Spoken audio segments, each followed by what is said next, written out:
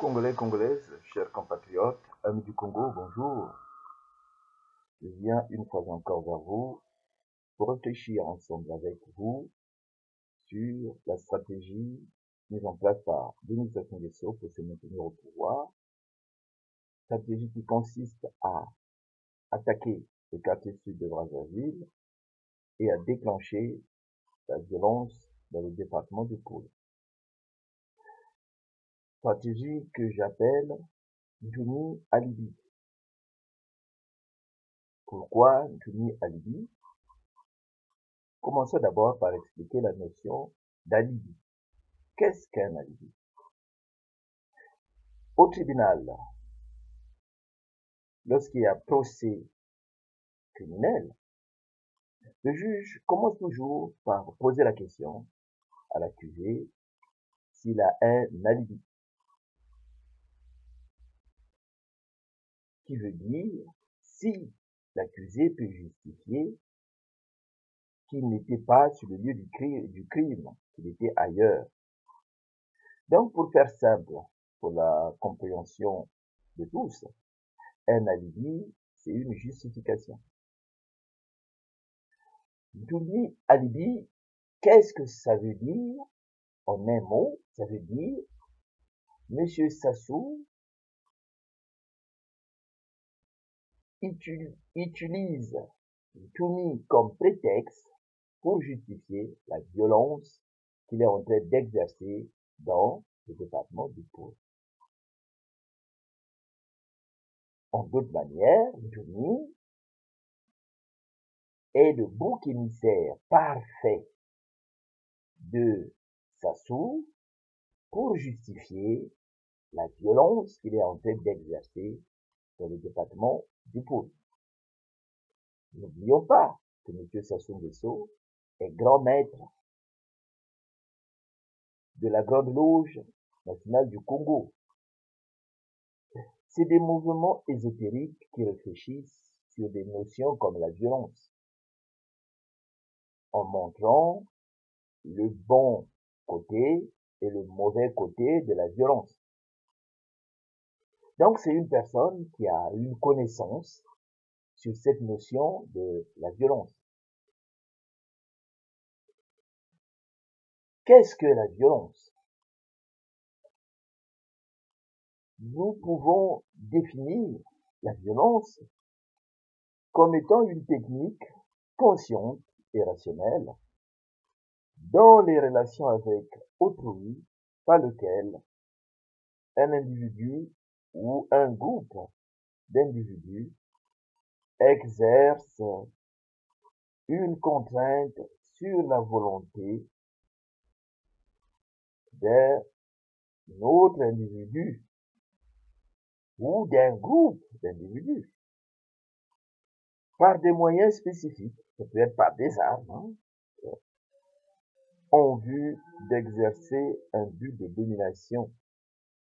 Donc, la violence, le salaire de la violence, c'est la domination.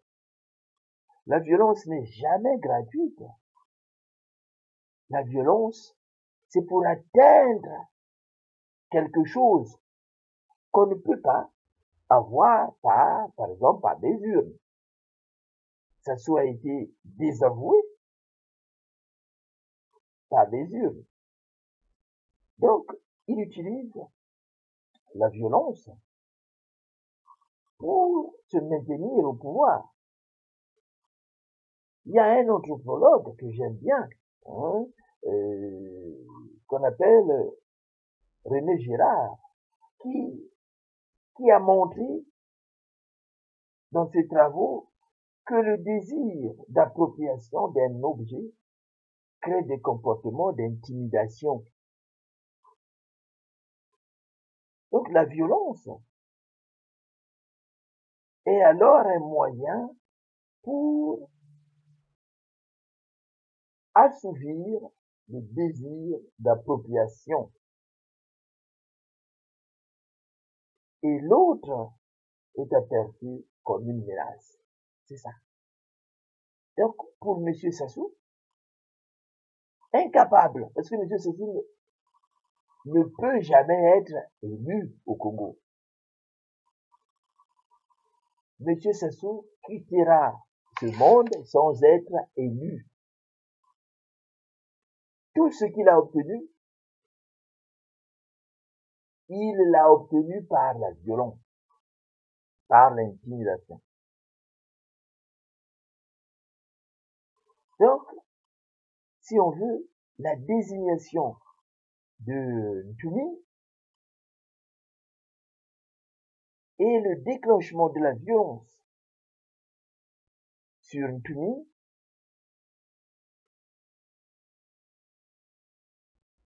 a un objectif. L'objectif, c'est de s'imposer militairement, d'obtenir ce qu'il n'a pas gagné dans les urnes.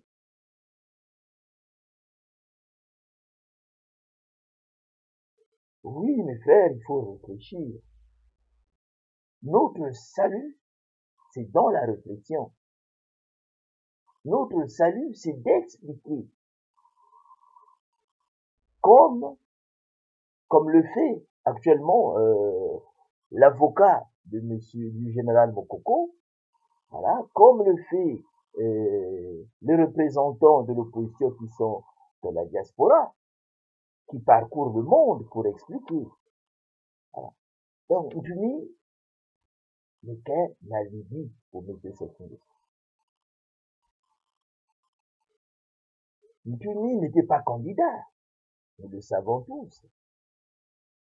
Mais comment, du jour au lendemain, on oublie les candidats, c'est Ntumi qu'on traite de terroriste. Si ce qu'on lui reproche, si, je dis bien si, ce qu'on lui reproche est vrai, mais à qui aurait profité le crime? Pas à Ntumi, puisqu'il n'était pas candidat. Ntumi soutenait M. Parfait Kolela. On voit bien que la stratégie de M. Sassou est cousue par des fils blancs. La stratégie de M. Sassou est cousue de fils blancs. En réfléchissant, on trouve beaucoup de zones d'ombre. Pour nos parents qui sont au pays, lorsqu'on discute avec eux au téléphone, ils vous disent le 4 avril, nous avons vu la milice d'Idover Mohani. N'oublions pas que Brazzaville était quadrillé par l'armée. Et comment se fait-il que l'armée a laissé passer des ninjas qui venaient de la forêt de Samuna jusqu'à Brazzaville? Mais non. Il y a beaucoup de zones d'ombre autour de cette stratégie. Voilà pourquoi il faut insister qu'il y ait une mission internationale. Voilà pourquoi il faut exiger qu'il y ait une enquête internationale. Non pas une mission internationale, mais enquête internationale. Pour établir les responsabilités des uns et des autres. Et oui, mon frère, parce que la tendance à désigner Ntumi comme ennemi, comme terroriste, justifie l'usage de la violence dans le pôle. Parce que nous dit le gouvernement? Ils sont en train de détruire les bases du pasteur public. C'est comme si le pôle était un corps militaire. C'était une base du pasteur public.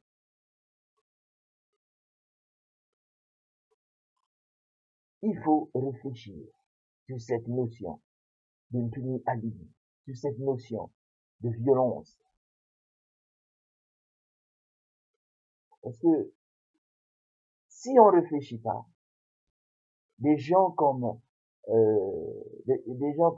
Monsieur Sassou, il y en a plusieurs dans le pays. Donc c'est par la réflexion qu'on pourra barrer la route à ce genre de personnes. Mes chers compatriotes, on dit souvent les personnes qui s'instruisent et réfléchissent sont toujours considérés comme une menace. Une menace pour une classe ou un groupe dominant dont la principale préoccupation est de se maintenir au pouvoir. Nous devons réfléchir. Nous devons mettre en place des stratégies. Nous devons communiquer sur cette stratégie de Ntumi Alibi.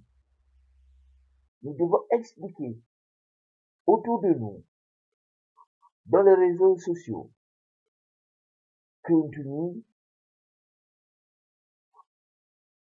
est un alibi.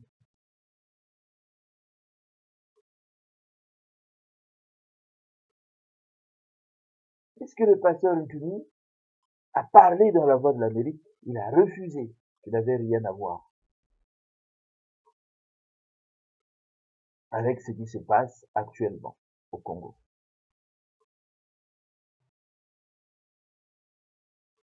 On a d'abord bombardé, c'est après qu'on lance des mandats d'arrêt, mais pourquoi on ne l'interpelle pas?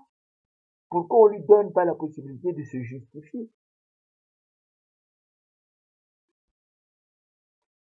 Pourquoi? Pourquoi on veut tout d'un coup l'éliminer? Voilà.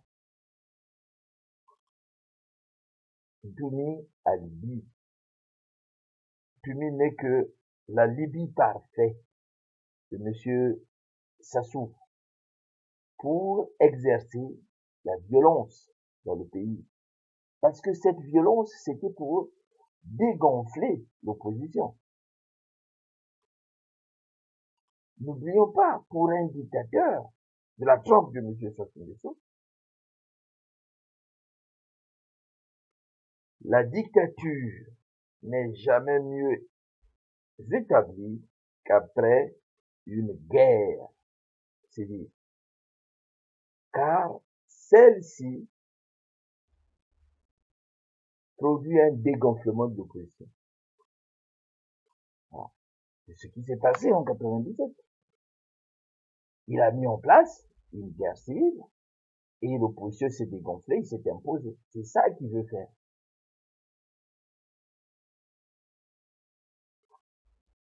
Quand il parlait de coup KO, c'était tout ça. Un coup KO, pour lui, c'est ça. Réfléchissons, mes frères.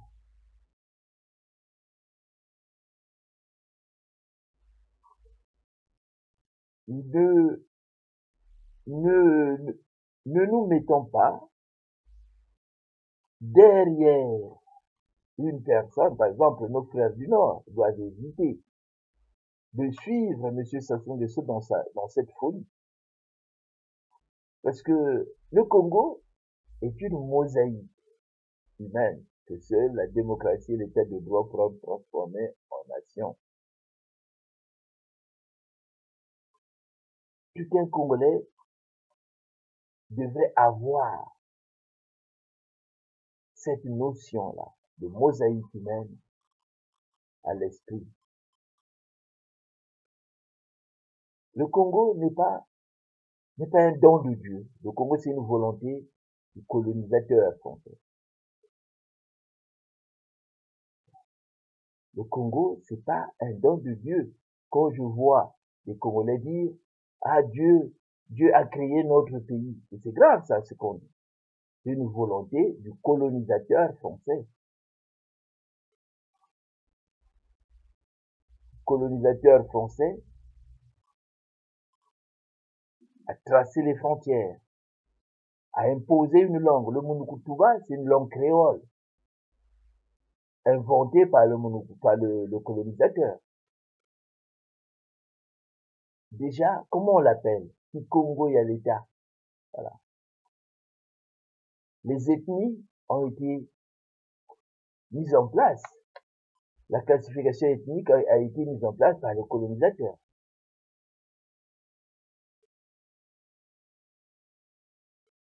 Vous voyez un peu? Donc, si vous voyez cette violence, on peut dire, ça a été, c'est l'héritage en quelque sorte de la colonisation. Parce que le colonisateur veut nous voir diviser pour transformer ses conquêtes en acquis. Le colonisateur veut nous voir s'entretuer, diviser pour régner. Donc c'est à nous de faire cet effort, d'aller toujours. Pourquoi pas? Moi j'insiste toujours. Le Congo, au Congo, vouloir trop chercher l'unité en écrasant nos différences, on n'arrivera pas. Mais il faut plutôt chercher l'unité dans la diversité.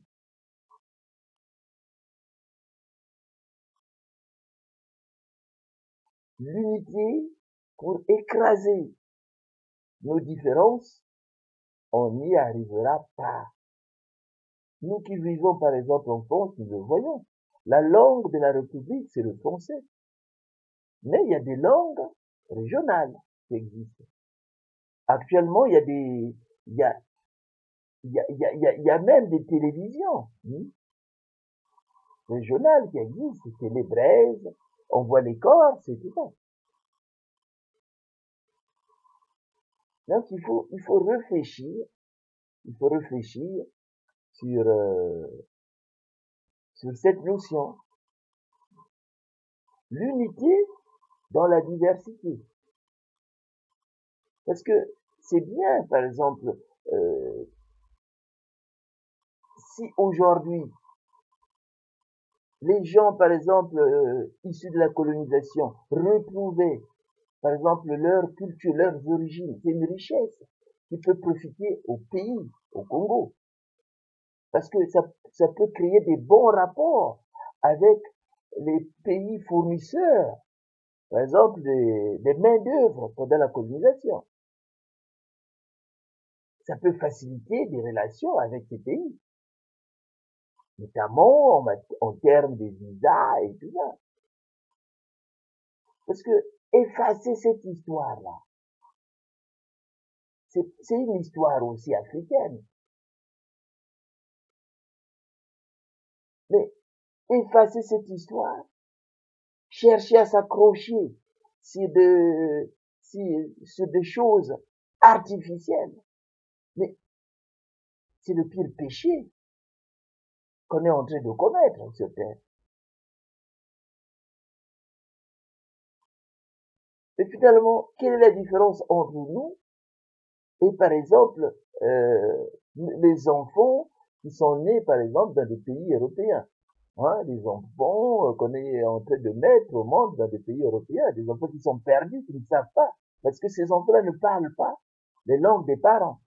Ils parlent que le français. Et quand les Français le rejettent, on voit cette souffrance dans nos enfants. C'est ce qu'on est en train de commettre. Vous savez, c'est une chance pour le Congo. Parce que le Congo, c'est une mosaïque. La France avait amené une main-d'œuvre ouest-africaine.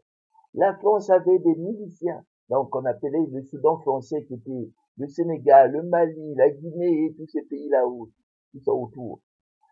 Pendant la construction du chemin de fer, ils ont fait appel à la main-d'œuvre dans toutes les colonies françaises d'Afrique et parfois d'Asie. C'est une richesse qu'on devait mettre en valeur. Au lieu de s'accrocher sur des ethnies laissées par la colonisation, des ethnies qui nous divisent.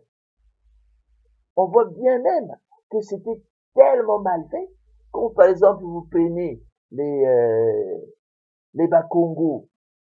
Le mot Bakongo, c'est un mot qui englobait tous les gens qui étaient dans ce royaume, dans le royaume Congo, qui sont en Angola, qui sont au Congo-Brazzaville, qui sont au Gabon, qui sont au Congo démocratique. Ben, lorsqu'ils ont créé des ethnies, ils créent ethnie Congo. Or, Congo, ça veut dire terre. Royaume Congo. Le peuple, c'est Bakongo. La science, c'est le Bukongo. La langue, c'est le Kikongo. Voilà.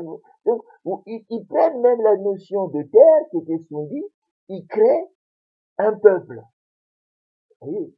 Donc, ouais, et vous vous accrochez à ça. Il est mieux de dire, voilà, au Congo, il y a des Congolais issus de la colonisation. Si on peut retrouver nos frères qui venaient, par exemple, du Sénégal, c'est une chance pour nous. Ça peut apaiser nos relations avec le Sénégal. Des frères qui venaient de la Côte d'Ivoire, ça peut apaiser les relations avec la Côte d'Ivoire. Du Bénin, ça peut apaiser les relations avec le Bénin. Nous sommes tous des Africains. Mais écarter cette histoire, s'accrocher sur des choses sans fondement, sans valeur, mais c'est grave. On devient comme des arbres sans racines. C'est pour ça, comme les arbres sans racines, ça peut pas tenir. Et ça tombe. Lorsque ça tombe, ça crée des dégâts. C'est des dégâts qu'on est en train de voir dans notre pays. Connais-toi toi-même.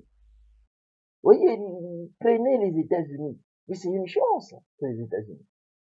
Ceux qui sont là-bas, vous voyez, il y a des Noirs. Les Noirs aujourd'hui, c'est dit, nous sommes des Afro-Américains. Vous avez des Indiens, vous avez des Européens. Les Européens vous disent, moi, je suis d'origine irlandaise, d'origine juive, d'origine française. C'est ça la richesse. Au Congo, il n'y a pas très longtemps que notre histoire s'est passée. Donc 1880 jusqu'aujourd'hui, c'est pas loin. Mais on est incapable de parler de notre histoire. On est incapable d'écrire notre histoire. Et quand même, les gens que la France a amenés, que ce soit des miliciens, que ce soit la main de, ils avaient laissé des parents. C'est des parents qui sont morts avec une souffrance. Parce qu'il y en a qui ont été déportés pour venir faire pour venir en prison au Congo. Vous voyez ce que ça fait comme dégâts dans la nature? Non, mon frère. Et au lieu de s'entendre, on a affaire avec des Sassou Nguesso qui utilisent la technique de la violence pour s'imposer, qui exploitent notre histoire pour encore diviser le pays. Entre nous et les Bas-Congo, il ne peut pas y avoir une cohabitation possible. Ben, mais on n'est pas sorti de là. C'est à nous de réfléchir. Le Congo, c'est une mosaïque que seule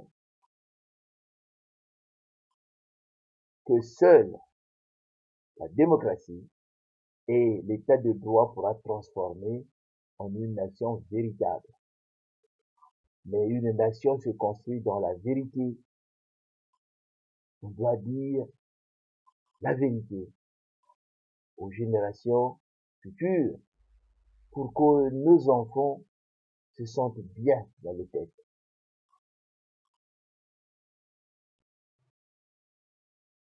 On ne peut pas mentir. On ne peut pas mentir sur notre histoire. Déjà cacher ses origines, c'est montrer qu'on est animé d'une mauvaise intention vis-à-vis de l'autre. Ici, par exemple, ceux qui vivent en France, on a vu le président Sarkozy, il est fier de dire que je suis d'origine hongroise. On voit Manuel Valls dire je suis d'origine catalane. Donc il y a des gens qui le disent. Mais au Congo, on ne sait pas qui est qui. Nous avons des historiens de la trempe de Benga qui nous parlent de l'égyptologie, incapables de faire des recherches sur le Congo. Et pourtant, des archives existent.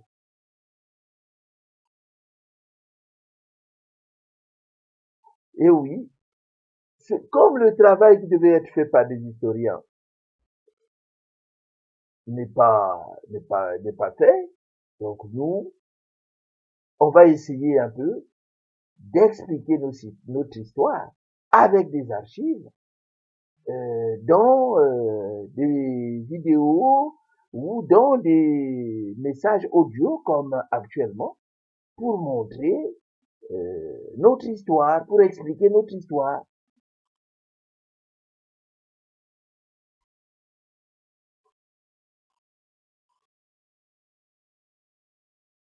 Donc, la stratégie de Ntumi Alibi, c'est une stratégie qu'il faut combattre, voilà, parce que puisque la violence va diviser la société congolaise, puisque la violence est à bannir pour mettre en place une nation congolaise. Donc, mes frères, voilà ce que j'avais à dire. Donc, s'il y a deux choses qu'on peut retenir,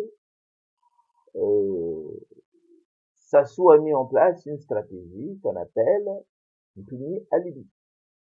Cette stratégie, c'est pour justifier la violence qu'il est en train d'exercer dans le département du Koulou.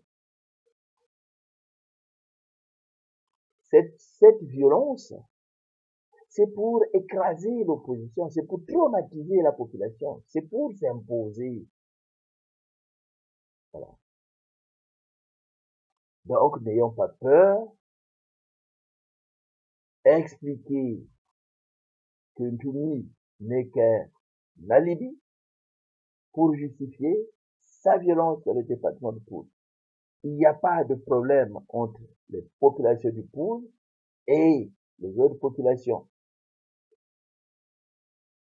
Vous voyez, si Sassou Nguesso avait ce courage-là, mais vous savez, au Poul, il peut y avoir des frères de sang du Nord.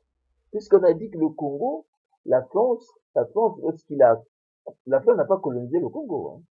La France, lorsqu'il a divisé, il a vendu le Congo aux compagnies concessionnaires, les compagnies concessionnaires ont divisé le Congo en concessions. Donc, toute la main-d'œuvre qu'ils ont amenée, ils triaient. Il y a des gens qui ont pris, ils ont pris la main-d'œuvre parfois dans des mêmes pays, dans des mêmes villages. Il y en a qui sont partis au nord, il y en a qui sont venus au sud, il y en a qui sont partis à l'ouest, à l'est. Et c'est ça. C'est les mêmes personnes, parfois, que vous retrouvez. Les ethnies qu'ils ont mis en place dans les villes, tu peux retrouver les mêmes personnes que ceux qui sont au nord. Voilà. Et ainsi de suite. Tu montes jusqu'au Poul, c'est la même chose. C'est la même chose. Donc, notre histoire, on ne doit pas avoir honte de notre histoire, mais on doit l'accepter. C'est notre histoire.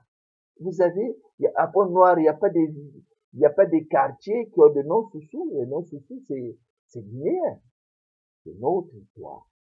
Même quand vous venez au Congo, le mot Boko, c'est pas un mot d'origine Bakongo ni Teke.